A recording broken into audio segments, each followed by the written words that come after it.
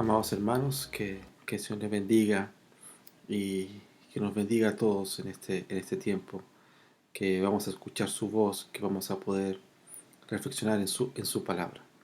Les invito a abrir sus Biblias en el libro de Colosenses, la carta del apóstol Pablo a Colosenses en el capítulo 3, del verso 1 al 3. Colosenses 3, del versículo 1 al 3. Dice así entonces la palabra del Señor.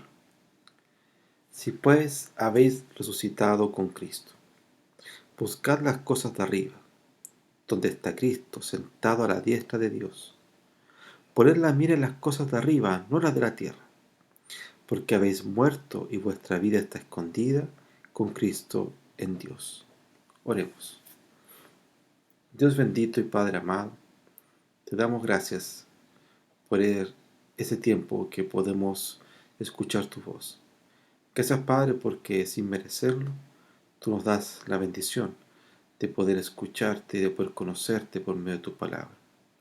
Rogamos, oh Dios, que tú nos bendigas y bendiga otros corazones y los enseñes día a día a depender de ti, a vivir para ti y a servirte con alegría en nuestras vidas. Te rogamos todo para el nombre de Jesús. Amén. Siempre me han preguntado cuando digo que soy cristiano, ¿qué significa ser cristiano? ¿Qué es ser cristiano? Eh, Hoy día, con todo esto que ha pasado con las elecciones de Estados Unidos, ah, se preguntaba mucho, ¿los cristianos tienen que votar a favor de quién? Y hacían perfiles de cristianismo. La Universidad Calvin, destinó una gran cantidad de dinero para estudiar cuál es el perfil de un cristiano. En Estados Unidos pasa mucho esto, que hay cristianos que son racistas, hay cristianos que son pro movimientos más abiertos, eh, pro LGTBI o cosas así. Y es interesante porque eh, los estudios son para ver cómo son los cristianos, pero estos cristianos están puestos o están mirando eh, mucho de la sociedad y no qué es realmente ser cristiano desde la Biblia. Porque la pregunta esa debería ser, ¿qué es ser cristiano según las Escrituras? No según nuestras posiciones o según lo que a nosotros nos parece que es ser cristiano. Entonces la discusión no está en qué me parece a mí o qué me gustaría a mí que significara ser cristiano. Y ahí tenemos que empezar a revisar quién es Cristo. ¿Quién es Cristo? Y no quiero decir con esto quién es Cristo para ti. Porque lamentablemente creo que el problema radica ahí. En que muchos empiezan a decir, ¿quién es Jesús para ti? Y eso que sea para ti, entonces eso termina siendo lo que es Jesús. Pero Jesús no tiene que ver con lo que sea para mí, con lo que a mí me gusta que es Jesús, sino qué es lo que la Escritura misma, la voz de Dios nos revela quién es Jesús. Entonces mi cristianismo tiene que estar puesto, obviamente, en mi confianza en Cristo Jesús, en mi Señor. Y en lo que la Biblia dice de Él, y no lo que a mí se me ocurre o me imagino que puede ser mejor. Porque desde ese punto de vista cada uno va a tener un Jesús a su medida. Un Jesús a lo que más a él le conviene. El problema es que ese no va a ser Jesús. Y el problema es que ese va a ser un ídolo. Y ese ídolo irá moldeando tu corazón y tu carácter para que adores ese ídolo y no para que adores a Jesús. El alejarte de las Escrituras hace que tú te amoldes a tus ídolos, los ames, los busques, les sirvas y no sirvas y adores al verdadero y único Señor. El apóstol Pablo le escribe a la iglesia de Colosa para recordarles quién es Cristo. y cómo se vive tu cristianismo. El cristianismo no es lo que a mí se me ocurra o lo que a mí parezca que deba ser. Es lo que la Escritura nos enseña de cómo vivirlo. No desde mis propios supuestos ni de mis propias ideas, y peor aún, si lo veo de mis propios ídolos.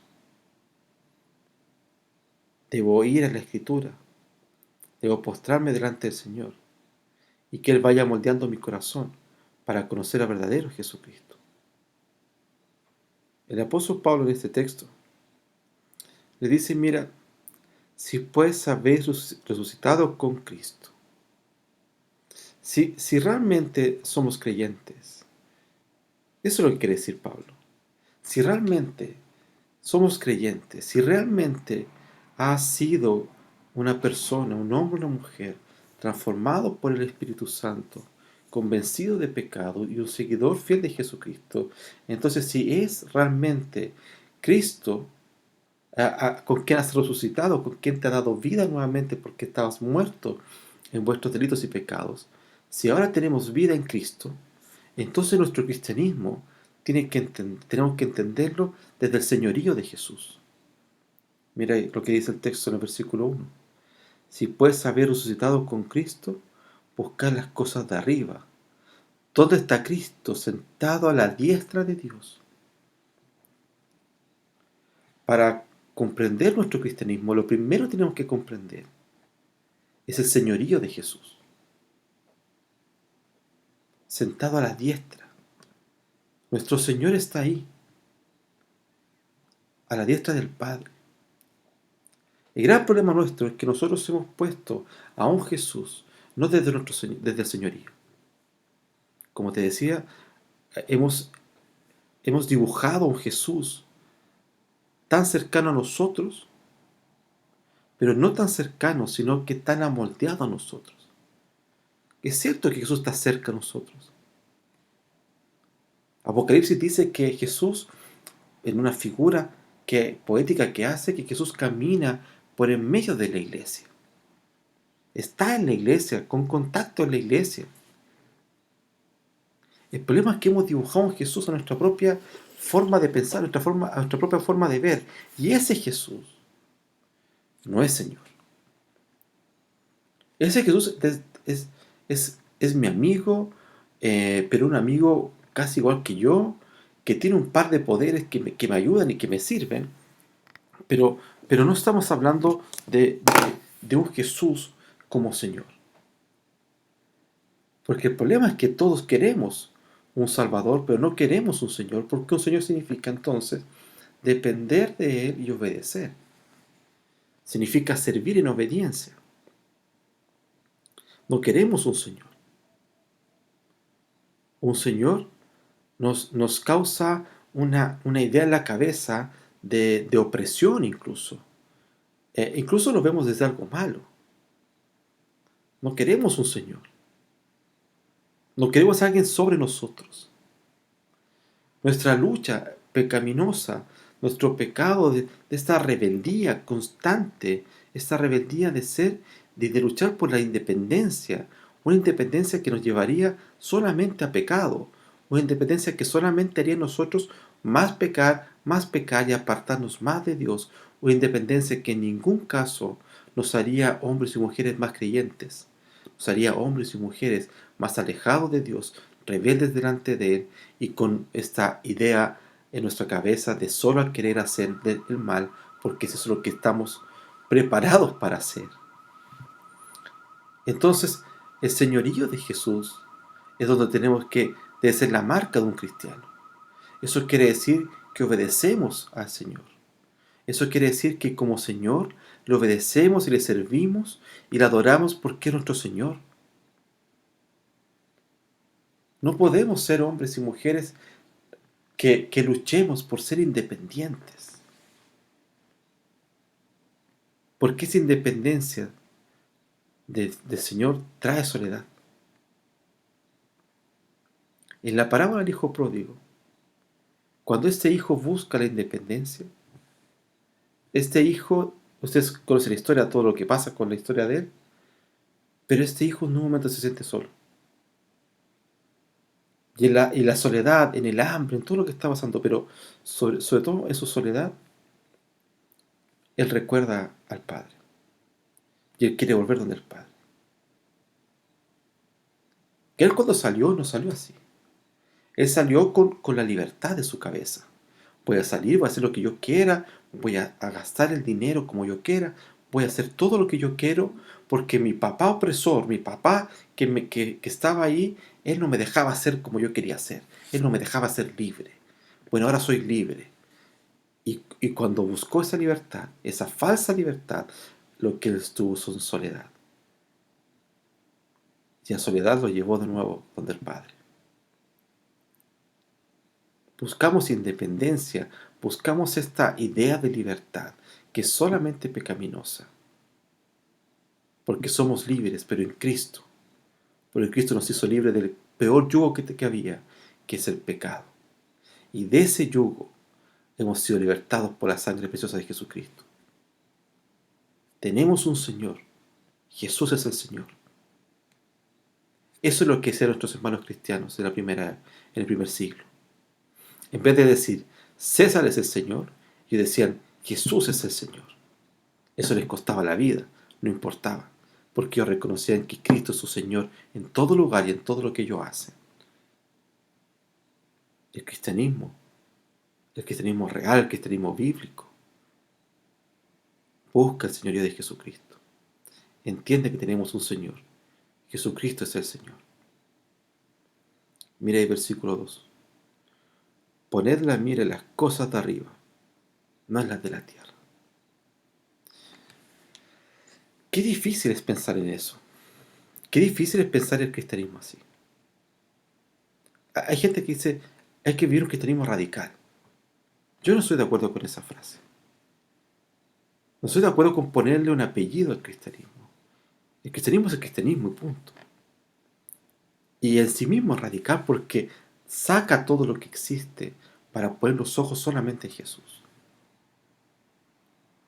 El cristianismo verdadero reconoce a Cristo como su Señor, pero además, como dice el texto, pone su esperanza solamente en el Señor. ¿En qué estás poniendo tu esperanza? ¿Dónde están tus ojos hoy día? ¿A quién estás mirando hoy día? Hay un discurso de un famoso hombre de izquierda que decía la esperanza de un mundo mejor. Y hablaba acerca de esa esperanza. Un mundo caído va a ser un mundo mejor. Un mundo que ha caído por causa del pecado del hombre va a ser mejor. Toda esta es tu esperanza.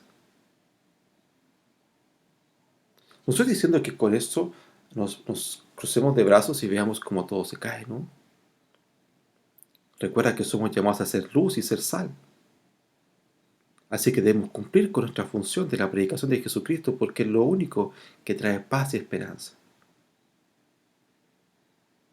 Entonces, como cristianos, nuestros ojos deben estar puestos en Jesús. Cuando Jesús camina sobre el mar, cuando Pedro camina sobre el mar, Pedro cuando va caminando, Pedro va mirando a Jesús.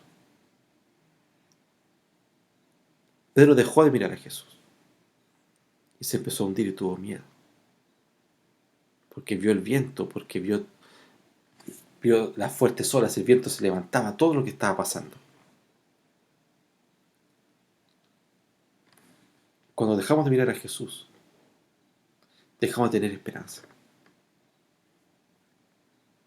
Hoy día muchos cristianos, y no sabemos decirles cristianos, tienen las esperanzas en tantas cosas y no en Jesús.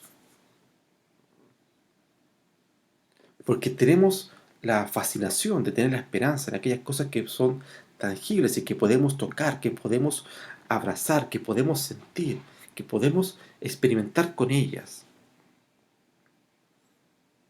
Estamos seguros de lo que tenemos en nuestras manos.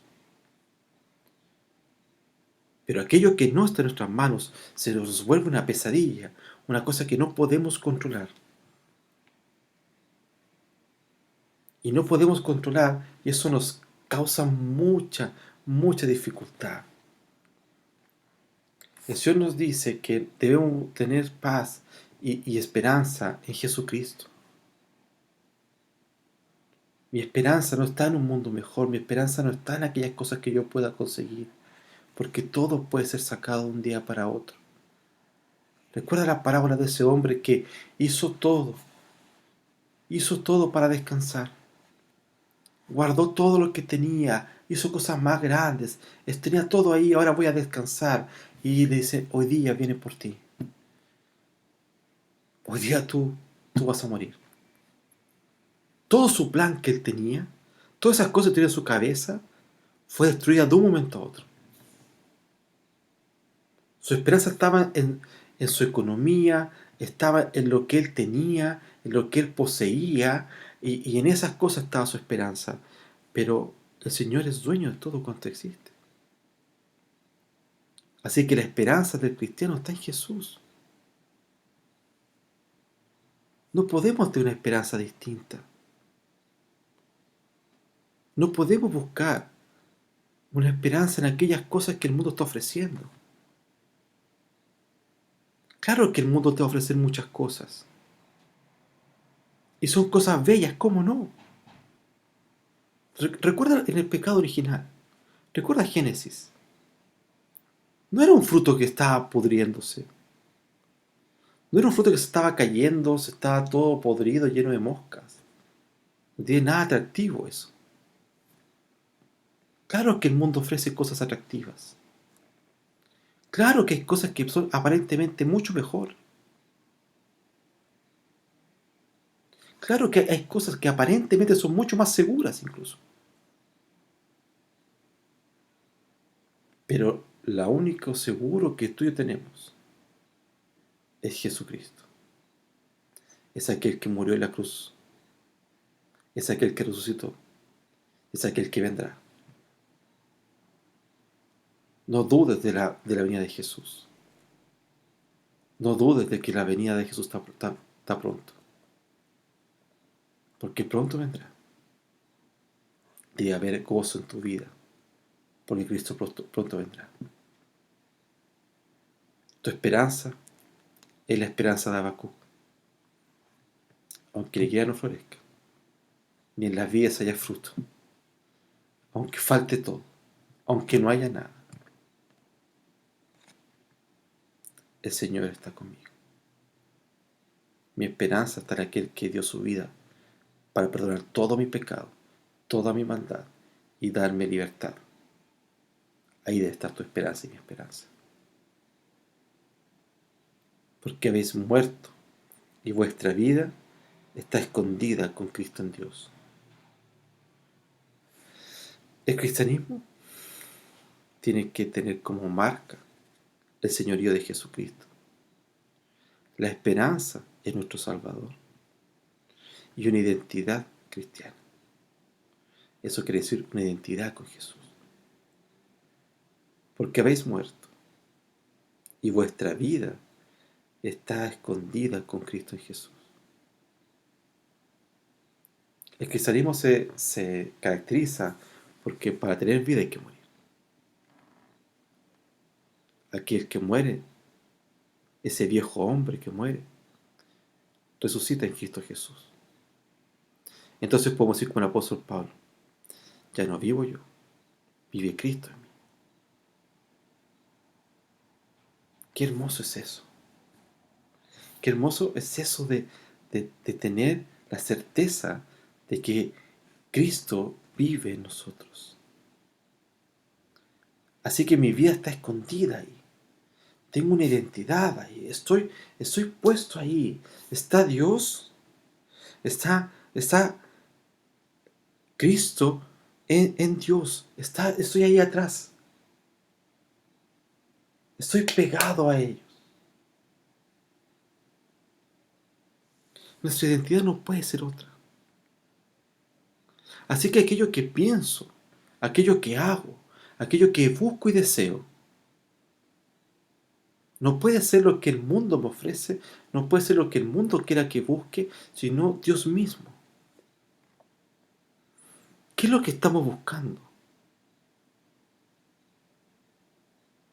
Interesante que el apóstol Pablo va a desarrollar después la idea de que a la gente que te vea tiene que ver a Cristo. La gente que te conozca tiene que conocer a Jesús. La gente cuando te va a ver tiene que ver a Jesús. ¿Qué pasa hoy día cuando nos ven? ¿Qué pasa hoy día cuando la gente nos conoce? ¿Conoce a Jesús? La gente está conociendo hoy día a Jesús por medio de tu testimonio, de tu predicación, de tu vida. ¿Tu vida refleja una identidad cristiana?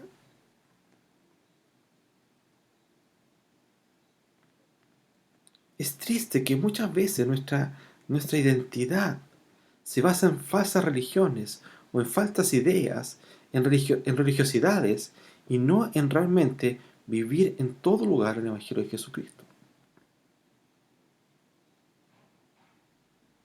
Siempre he pensado que uno de las grandes dificultades para esto es que no leemos los Evangelios. Y al no leer los Evangelios no conocemos a Jesús. Deberíamos leer los Evangelios todos los días. Quiero saber qué Jesús hizo. Quiero caminar como Jesús caminó. Y eso no me refiero a la ropa de Jesús o por donde caminó por la tierra. Quiero decir, ¿qué es lo que Jesús hizo en el camino? Predicó con dureza muchas veces. Predicó con amor. Mostró misericordia. Mostró amor para con el otro. También fue duro y como debe ser contra el pecado. Pero en todo glorificó al Señor. En todo glorificó al Padre. Y es por eso que la gente decía, Él habla con autoridad. Porque Él vive lo que está hablando. No como los fariseos. No como los religiosos. Que hablan de alguna cosa pero no viven según eso. Jesús tenía autoridad porque lo que predicaba lo vivía. Lo interesante del despertar de los puritanos es que eran hombres que vivían aquello que predicaban. Pero cuando se alejaron de las Escrituras y fueron más importantes las prácticas que lo que la misma Biblia decía, entonces formaron sectas que se apartaron de la ley de Dios. Es deber nuestro, por lo tanto, vivir el Evangelio como Cristo lo vivió. El cristianismo no es tan difícil. Si lo quieres vivir como tú quieres, no es tan difícil. Si lo quieres vivir según tus propias convicciones y tus propios deseos, no es tan difícil. Si quieres vivir el cristianismo real, niégate a ti mismo y sigue a Jesucristo de la Escritura. Eso quiere decir reconoce su señorío. Cristo es el Señor. Pon tu esperanza en Jesucristo, aquel que murió, aquel que perdonó nuestros pecados y aquel que resucitó y nos dio vida. Pero además, vive como Cristo vivió. Vive el Evangelio en todo lugar y busca glorificar en todo lugar su nombre, porque para eso fuimos llamados. Que el Señor te permita, a ti y a mí, vivir el cristianismo como Dios quiere que lo vivamos, como su palabra nos revela. Que Dios te bendiga.